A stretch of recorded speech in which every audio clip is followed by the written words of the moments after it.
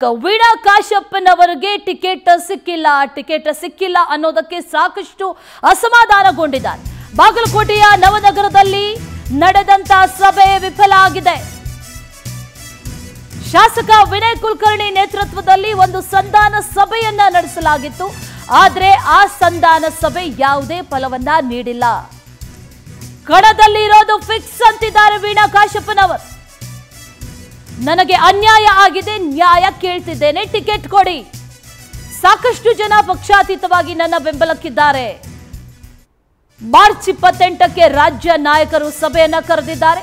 ಸಭೆಗೆ ಹೋಗ್ತೀನಿ, ಅಲ್ಲಿ ನ್ಯಾಯ ಸಿಗುವ ವಿಶ್ವಾಸ ಇದೆ ಅನ್ನುವಂತ ಮಾತನ್ನ ಹೇಳಿದ್ದಾರೆ ವೀಣಾ ಕಾಶ್ಯಪ್ಪನವರು.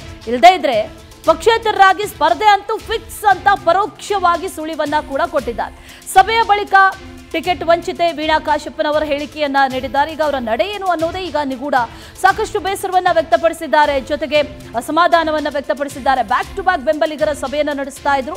ಜೊತೆಯಲ್ಲಿ ವಿನಯ್ ಕುಲಕರ್ಣಿ ನೇತೃತ್ವದಲ್ಲಿ ಒಂದು ಸಂಧಾನ ಸಭೆಯನ್ನ ಕೂಡ ನಡೆಸಲಾಯಿತು. ಆದರೆ ಆ ಸಭೆ ಯಾವುದೇ ರೀತಿಯ ರಿಸಲ್ಟ್ ಅನ್ನ ಕೊಟ್ಟಿಲ್ಲ. ತಮ್ಮ ನಿರ್ಧಾರದಿಂದ ಕಿಂಚಿತ್ತು ಕದಲುವಂತಹ ನಿಟ್ಟಿನಲ್ಲಿ ವೀಣಾ ಕಾಶ್ಯಪ್ಪನವರು ಕಾಣ್ತಾ ಇಲ್ಲ. ಟಿಕೆಟ್ ಬೇಕೇ ಬೇಕು ಅಂತ ಪಟ್ಟು ಹಿಡಿದಿದ್ದಾರೆ.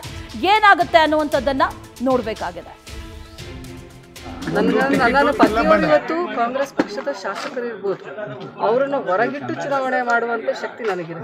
ನನ್ನ ಜಿಲ್ಲೆಯ ಜನರು ನನ್ನ ಜೊತೆಗಿದ್ದಾರೆ. ಇವತ್ತು ಅವರನ್ನು ನಾನು ಇದರಲ್ಲಿ ಹೇಳುತ್ತಾರಲ್ಲ, ಅವರ ಒಂದು ಇದಕ್ಕೆ ನಾನು ಏನೂ ಅಡ್ಡಿಪಡಿಸಲ್ಲ. ನನಗೆ ಸೂಕ್ತವಾದಂಥ ನ್ಯಾಯ ಕೊಟ್ಟರೆ ನಾನು ಸುಮ್ಮನೆ ಇರ್ತೀನಿ. ಇಲ್ಲ ಅನ್ಯಾಯನೇ ಆಯಿತು ಅಂತಂದರೆ ಇಡೀ ನನ್ನ ಜಿಲ್ಲೆ ಜನ ನನ್ನ ಜೊತೆಗಿದ್ದಾರೆ. ನ್ಯಾಯ ಅಂದರೆ ಟಿಕೆಟೇ ಬೇಡ. ಹೌದು, ಇವತ್ತು ನನಗೆ ಅನ್ಯಾಯ. ಹೌದು, ಇವತ್ತು ಟಿಕೆಟ್ ಕೊಡ್ತಾರೆ. ಮತ್ತೆ ಇನ್ನ ಕಾಲಾವಕಾಶ ಇದೆಯಲ್ಲ ಡಿಫಾಲ್ಟ್ ಕೊಡೋದಕ್ಕೆ, ಬದಲಾವಣೆ ಮಾಡಿ. ಇವತ್ತು ಮಾನ್ಯ ಚಿಮ್ಮನಕಟ್ಟಿಯವರು ಎಲೆಕ್ಷನ್ಗೆ ನಿಂತಾಗ ಹೆಸರು ಚೇಂಜ್ ಆಗಿತ್ತು. ದೇವರಾಜ್ ಪಾಟೀಲ್ ಅವರು ನಮ್ಮ ಜಿಲ್ಲೆಯಲ್ಲೇ ಹೆಸರು, ನಮ್ಮ ಜಿಲ್ಲೆಯಲ್ಲೇ ಇವತ್ತು ಅನೌನ್ಸ್ ಆದಂಥ ಹೆಸರು ದೇವರಾಜ್ ಅವ್ರದ್ದು ಅನೌನ್ಸ್